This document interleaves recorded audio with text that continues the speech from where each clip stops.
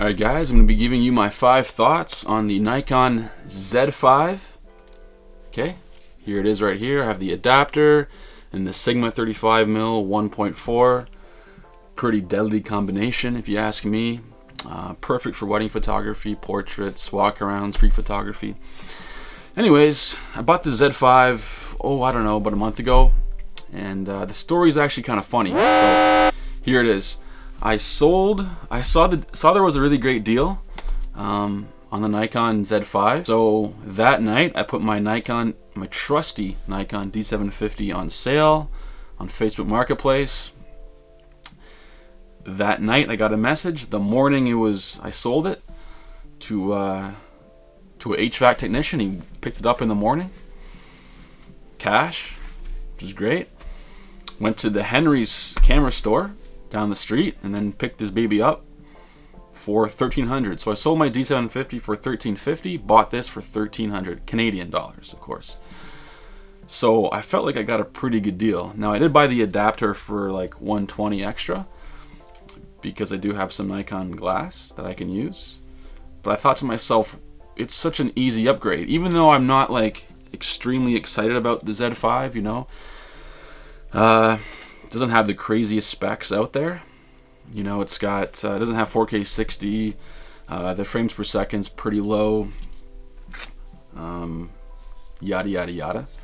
But I was like, damn, it's mirrorless. It's smaller. It's a brand new camera as opposed to a used camera. It seems like a no-brainer trade-in to me. So I went for it. And a month later, I'm so happy I did. Let's go over a few things before I share with you some images, but let's just go over the build quality first. This is a French 75, a local Toronto gin cocktail, so really good. So build quality, I love it. I love the fact that you can grip it with this big grip right here. I can kind of use my fingers like this and just dangle it. So whenever I'm walking around, I don't have to use my whole wrist, my whole arm. I can just dangle it like this, and it's really easy. I did that with my old D750, and it worked pretty great. You can't do this with like the little tiny cameras, like probably the Sony A7C or the Fuji X-T2, the Fuji series at all. It's so tiny and so small, you can't really get a nice feel for it. Whereas that's what I like about this this build. Not a big fan of the whole Nikon lettering up top. Personal preference. And as far as the back goes, it's super simple. So all it really is like, you know, a display. It has no dials, no manual dials. It has these 2 buttons right here, which are fine.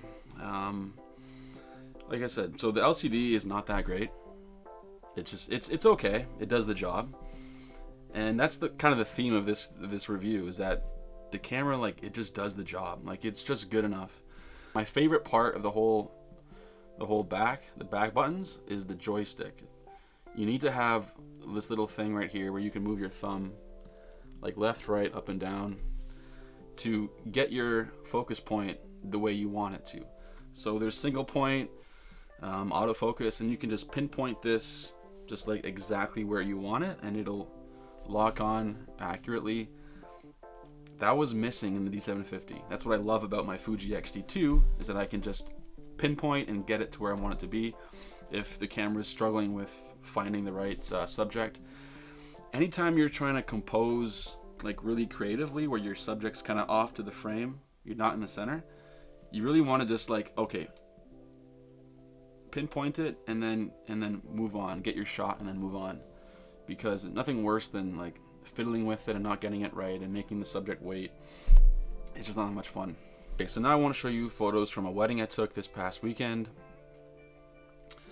The first shot I'm going to show you is just a simple one of them holding hands, but I love it because I didn't miss focus. That's always a good thing.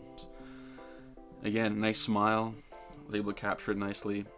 This is where I think the Pinpoint joystick feature on the back of the camera is so useful. It's a small thing, and I think most cameras have it now, but you have to have a joystick if you really want to nail the focus in these super specific, important times. For example, of a wedding day, I want to get his ring and the hand in focus if I can.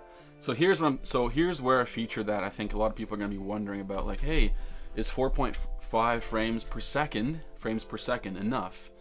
And I'm here to tell you it is. I'll show you why. So they get married, they have a first kiss, okay?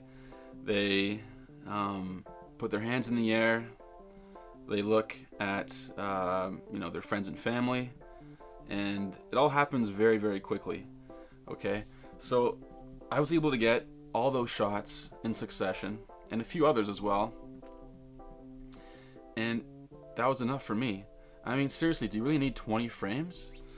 I was so happy to get each moment in time as it happened. It was more than enough for me, and this was at a wedding at a specific time when a lot of things were happening all at once. Like, you need to capture the moment, okay? And I was able to get it just fine, and I'm really happy with the 4.5 frames per second. Now I'm going to show you some photos I took of just walking around on the boardwalk in Port Credit where I live, just by the boating area. So the first shot is boats. I have my little quarter mist pro mist filter on there, which is why it's a bit hazy. But nice photo, good image quality. Here's a shot of me, my friend took. He's never even used his camera before. I gave him the camera. I said, hey, take a picture of me. And he got a pretty good one of me, and my eye was in focus, and it was pretty easy. Here's a picture of my girlfriend in Toronto, and yeah, love how I can get the eye in focus if you zoom in. I nailed it.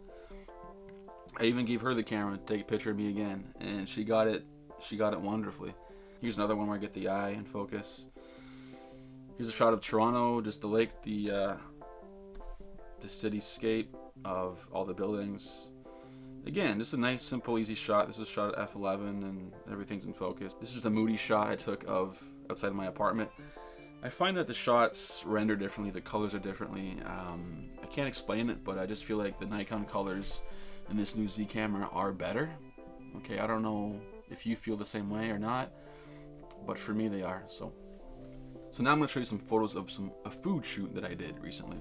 So this is just a bakery close to my house. I use my macro lens here, and the old 100mm Tokina lens doesn't autofocus. That's okay, because you can use focus peaking in the camera, and believe it or not, the focus peaking works great.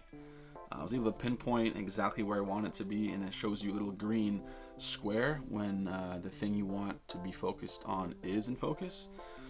And so that worked out really, really well for me. I was a little bit worried that it wouldn't, but it did. Yeah, I was just thrilled with how easy it was to shoot all these food products. It wasn't difficult whatsoever. I was just overall really, really happy with the camera, and I can't wait to use it all summer, and I plan on using it for the foreseeable future. All right, thank you.